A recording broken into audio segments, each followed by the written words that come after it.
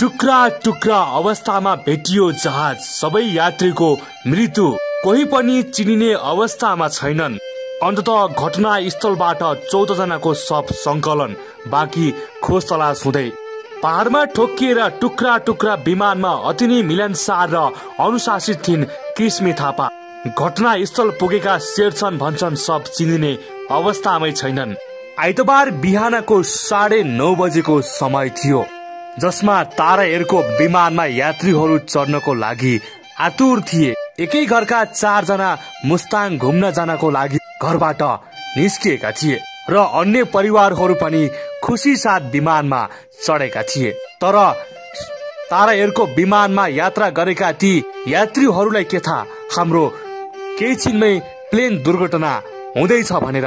एकाएक पानीको वर्षा भयो, डाँडा पाखामा धुडीले छेक्यो।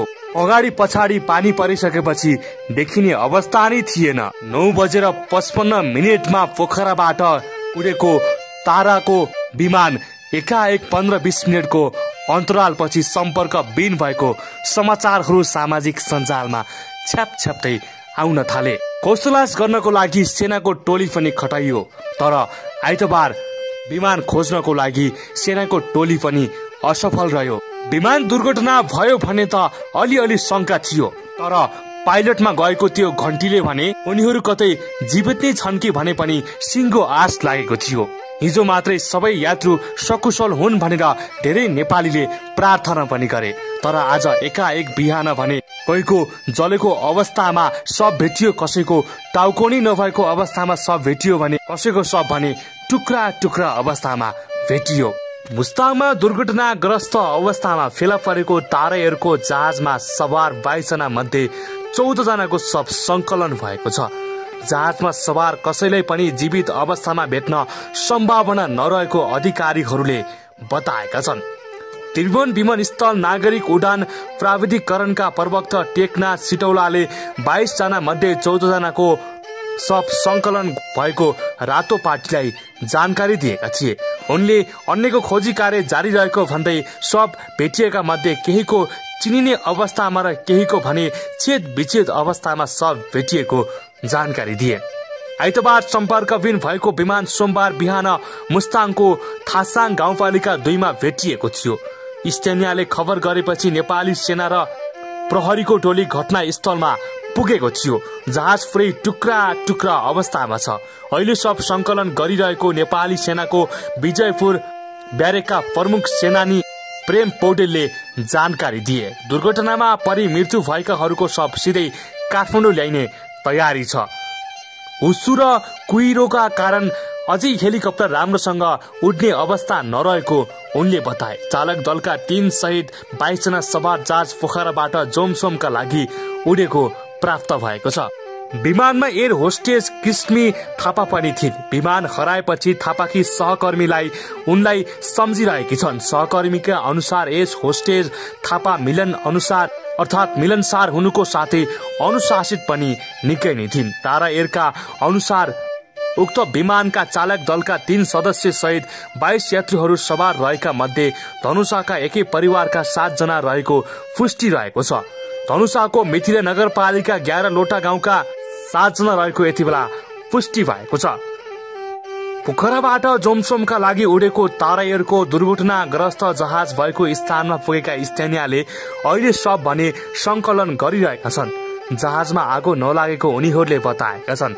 स्थानीय इन्द्रसिंह शेरचनले केही शव भिरमा र खोजमा फसेकाले केहीलाई संकलन गरिसकेको बताएका छन्। शवहरू गन्दैछौँ, अप्ठ्यारो छ ठाउँ भने निकै नै गाह्रो छ उनले भने। सुरुमा भर्खर आएका हुनाले केही शव अङ्ग भङ्ग देखेर नचिनिने अवस्था जस्तो लागेको थियो, तर सबै शवहरू चिनिने अवस्थामा रहेछन्।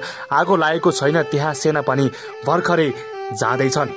त्यस्तै आइतबार पोखराबाट जोमसोम जाने क्रममा मुस्ताङको थासाङ गाउँपालिका 2 को शनिश्चरेमा दुर्घटनाग्रस्त तारा एयरको विमानमा 3 परिवारका सबै सदस्य परेका छन्। चालक दलका सदस्य सहित 22 जना सवार रहेको यो विमानमा 19 यात्रु रहेका थिए भने नेपालको एक श्रेष्ठ परिवार पनि यो दुर्घटनामा परेको छ। गणेश नारायण श्रेष्ठ, रविना श्रेष्ठ, रश्मि श्रेष्ठ र रेजिना श्रेष्ठ रहेकाको सब परिवार मुस्ताङ यात्राको लागि गएका थिए। रेजिना बुढाली कण्ठ विद्यालयमा अध्ययन गरेर अहिले अमेरिकामा पीएचडी अध्ययनको लागि गए। उनी हाल कोलोराडो स्टेट युनिभर्सिटी अध्ययनरत थिइन्। उनी छुट्टी मनाउन नेपाल आएकी थिइन्। उनकी बहिनी रविना श्रेष्ठ पनि बुढाली कण्ठ स्कुलकै विद्यार्थी हुन्। उनी रामापो कलेज अफ न्यू जर्सीमा अध्ययनरत थिइन्। रोजिका र रविनाका परिवारका 4 सदस्य विमानमा सवार थिए। रोजिना र रविनका दाइ रोशन श्रेष्ठ भने विमान दुर्घटनाको खबर पाए लगत्तै अमेरिकाबाट नेपाल फर्किएका थिए। रोशन पनि बुढाली कण्ठ स्कुलकै विद्यार्थी हुन्। उनी सफ्टवेयर इन्जिनियर हुन्। श्रेष्ठ परिवारको स्थायी बसोबास गोर्खा थियो। यस्तै धनुषाका पारिवारिक आफन्तहरू यो दुर्घटनामा परेका छन्। धनुषाका नेकपा एकीकृत समाजवादीका जिल्ला सदस्य राजन कुमार गोलेले बाबा, काका, मामा सहितलाई तीर्थयात्राको लागि लगेका थिए। विमानमा गोले सहित उनका बुवा इन्द्रबहादुर गोले, आमा राममाया तामाङ, काका पुरुषोत्तम गोले, काकी तुलसादेवी तामाङ, मामा मकर बहादुर तामाङ र माइजू सुकुमाया तामाङ सवार थिए।